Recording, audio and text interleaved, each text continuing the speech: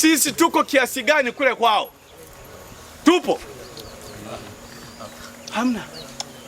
Lakini sisi tunataka kugeuza nchi yetu eti liwe shamba la bibi. Marufuku. Haipo. Ndio maana tuna hizi vyombo hivi, na kila siku viko kwenye doria, viko kwenye operation.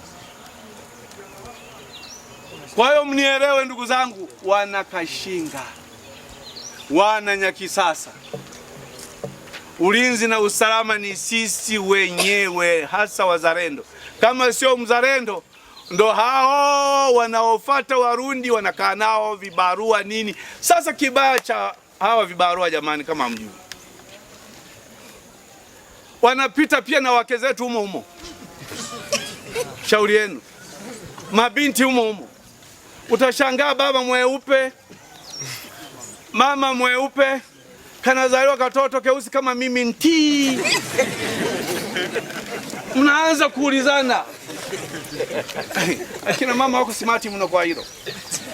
Hata kuuliza wewe bibi yako, hamna ndugu yako alikuwa mweupe yupo, ni huyu sasa. Kamfanana huyo. Hamna kitu. Huyo kibarua fuatilia alikuwa wa rangi gani, ndo huyo baba wa huyo.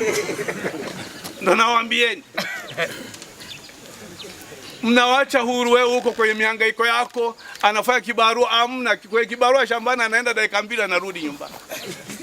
Mama, sijara. Ujara, anapikiwa chakula, anapiga msosi. Haya. Vitu kama hivyo tunaelewana? Kuweni makini. Mnabeberea watu tu. Watoto sita utakuta nusu ni wa baba yule kibarua. Ndio nawaambia. Sasa hayo ya kwenu, ya kwetu tunaanza msako. Tunabeberea wote. Rudi. Kwanza ndani. Kula miaka pale, utarudi kwenu baadaye. Ukitaka kuja kudai hao watoto mtaelewana na huyo uliyoguna muibia. Kwanza unaanzaje?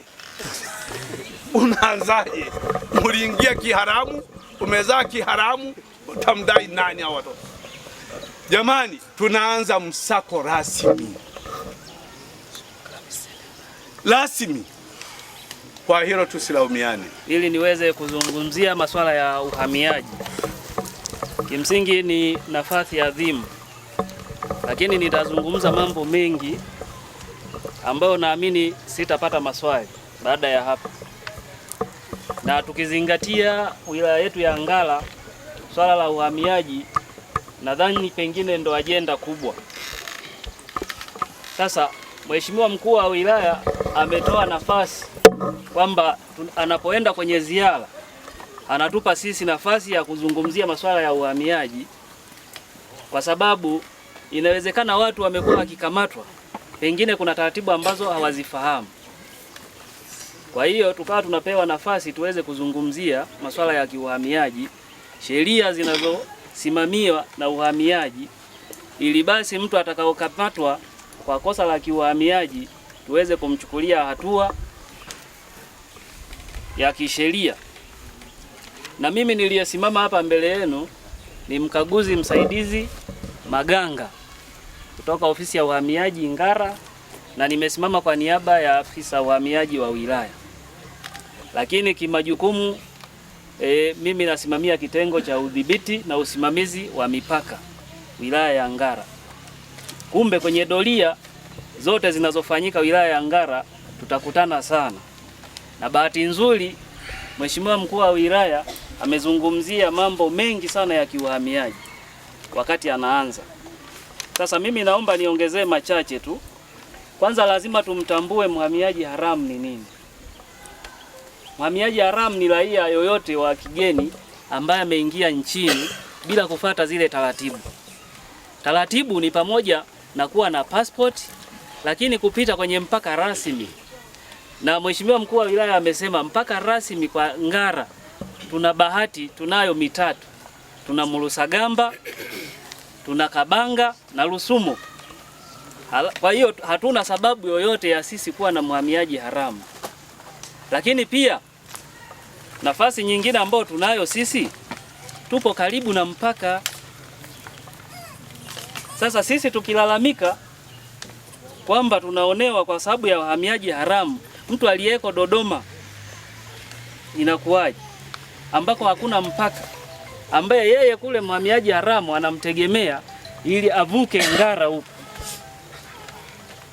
Sasa mimi ambacho nimekuwa nikiwaomba kwenye mikutano hii ni sisi wananchi kuamua kwanza kuachana na hilo jambo, kuitumia mipaka yetu iliyopo karibu, njia zetu rasmi, kuhakikisha wageni ambao wanaingia Tanzania wanakuja na vibali.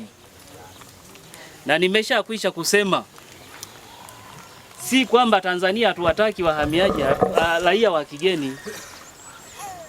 Sisi tunahitaji sana raia wa kigeni. Sisi ambacho tunagombana na wananchi ni kwamba tunachukua raia wa kigeni ambao hawajafuata taratibu. Na tunajua kwa sababu mtu akija kwako ni lazima umuulize, wewe kama umetoka nje ya nchi una kielelezo chochote? Na kama huna, umevuka vipi? Kwa hiyo kumbe kama mtu hana kielelezo, manake huyo hajapita kwenye mpaka rasmi. Na matukio mengi ambayo yanafanywa na watu ambao wamevuka bila utaratibu. Kwa sababu mtu ambaye amevuka kwa kufuata utaratibu hawezi akafanya makosa. Kwa sababu anapovuka pale mpakani, taarifa zake zote zinachukuliwa, ukoo wake, ndugu zake. Kwa hiyo hawezi akafanya mambo yote mabaya akija huku kwetu, kwa sababu anajua hata kama akikimbilia kule kwao atatafutwa. Tuna vyombo ambavyo vinavuka mamlaka, vinavuka mpaka ya nchi kwa ajili ya kufuatilia hao watu. Lakini ili mtusaidie nyinyi ni kuhakikisha hao watu wanapita kwenye mipaka halali. Kwa hiyo kumbe mhamiaji haramu ni raia yote wa kigeni ambaye ameingia Tanzania bila kufata utaratibu. Amepita kwenye mipaka yake hiyo ambao sisi hatuna utaratibu wetu. Kwa hiyo mtu akija hapa amepitia Mgoma, huyo ni mhamiaji haramu. Amepitia siji huko Chivu, Ntobeye, wapi huko, huyo tunamuita ni mhamiaji haramu. Mtu ambaye sisi tunamtambua kama raia wa kigeni amekuja kwa kuzingatia taratibu ni yule ambaye amepita Rusumo, amepita Kabanga, amepita Murusagamba, na awe na passport. Na hiyo passport ahakikishe amegonga muhuri, ambao kwenye mihuri kwenye passport kunakuwa na mihuri miwili. Kwanza nchi yake imemruhusu kutoka, kuna muhuri pale. Lakini pia nchi yetu imempokea, na penyewe kuna muhuri. Kwa hiyo kumbe tuelewane kwenye swala hilo, ili utakapokamatwa ukaambiwa una mhamiaji haramu, ujue ni mazingira hayo, kwamba ni raia wa kigeni yoyote ambaye hajaja na kielelezo na hajapita kwenye mpaka wetu. Tunaelewana ndugu zangu? Ndio. Tunaelewana watu wa Nyakisasa? Ndio. Pamoja na hilo, tuna changamoto ya wafanyakazi kutoka nje, kwa maana ya wahamiaji haramu hao tumewaajiri, wanatufanyia kazi. Na mmesikia kabisa Mheshimiwa Mkuu wa Wilaya ametoa siku ya leo, usiku wa leo, kufikia kesho waondoke. Sisi ni watekelezaji. Kwa hiyo ukiona gari limeingia hata kama ni usiku, ujue kazi imeanza. Na mimi nawahakikishia, kwa sababu hiyo kazi ndo naifanya. Kwenye maeneo ambayo nimeshapita, nadhani mmeshasikia kwamba sasa hivi hali ni mbaya. Ila kama hujasikia ni sawa. Umepewa nafasi hii ya leo, uhakikishe huyo mtu unamuondoa. Wewe una nafasi nzuri kuliko mtu ambaye yupo Dar es Salaam kisha toka anaenda kutafuta kibali. Kwa hiyo hauna sababu yoyote ya kuishi na mhamiaji haramu. Tunaelewana? Sasa kuna wale ambao wanakuja kufanya vibarua huku kwetu. Kumbe kwanza warudi, kama wajaingia na vielelezo, hana passport, waondoke. Wakishaondoka wakatafute vibali vya kule kwao, kwa maana ya passport. Wakipata wapite kwenye mpaka wetu, kama ni Kabanga, kama ni Rusumo, kama ni Murusagamba. Wapewe mihuri yote ya kuruhusiwa, kwanza kwao kutoka na kwetu kuingia. Baada ya hapo akifika kwako, mlete ofisi ya uhamiaji. Ukisha mleta ofisi ya uhamiaji, sisi tutampa kibali ambacho kitamruhusu yeye kufanya kazi Tanzania. Unaelewana? Sijui kama tunaelewana hapo. Kwa hiyo kumbe warudi wakatafute passport. Wakishaingia unamleta ofisi ya uhamiaji kwa ajili ya kupata kibali cha kumruhusu kufanya kazi humu Tanzania. Hivyo vibali vipo na vinapatikana ofisi ya uhamiaji pale Ngara. Lakini pia Mheshimiwa Mkuu wa Wilaya alizungumzia kwa wale ambao wameoa au kuolewa. Tuna changamoto hiyo. Watu wanaenda kuoa nje, watu wanakuja kuolewa kwetu, si ndio? Hiyo sio shida. Shida ni kutokuzingatia taratibu zilizowekwa. Kwa hiyo wewe unatoka hapa, hauji ofisi ya uhamiaji, unapita kwa njia yako tu. Kwa sababu na wewe ukivuka mpaka ukaenda nchi ya watu bila kibali, na wewe unaitwa mhamiaji haramu kule. Kwa hiyo kumbe ukitaka kusafiri kwenda kuoa huko, cha kwanza unatakiwa uje ofisi ya uhamiaji. Ukifika pale tutakupa passport ya kukuwezesha wewe kwenda kwenye nchi hiyo. Ukienda kuoa huko, hakikisha huyo uliyemuoa anakuja na kibali, anapata passport na anavuka kwa kupitia mpaka rasmi, kama ni Kabanga, kama ni Musagamba, kama ni Rusumo. Unaelewana? Anakuja na kibali uliyemuoa. Akifika hapa unamleta tena ofisi ya uhamiaji, tutakupa taratibu za kufata. Hiyo itakusaidia wewe na familia yako. Ndio maana kuna watu wengi wanahangaika hapa, mara NIDA mara nini, kumbe chanzo ni wewe. Tatizo umezalisha wewe. Inawezekana isiwe wewe, labda mzazi wako. Lakini kuna utaratibu pia ambao tayari wamekwisha kuolewa, wamekwisha kuoa, si ndio? Hatuongelei tu wale ambao wanataka kufanya sasa hivi. Wale ambao wameshakwisha kuoa na kuolewa na wameshazaa na watoto, utaratibu upo ofisi ya uhamiaji. Tafadhali. Ili tumekuwa tukilisema kwenye mikutano yote, lakini hatujaona watu wanakuja pale.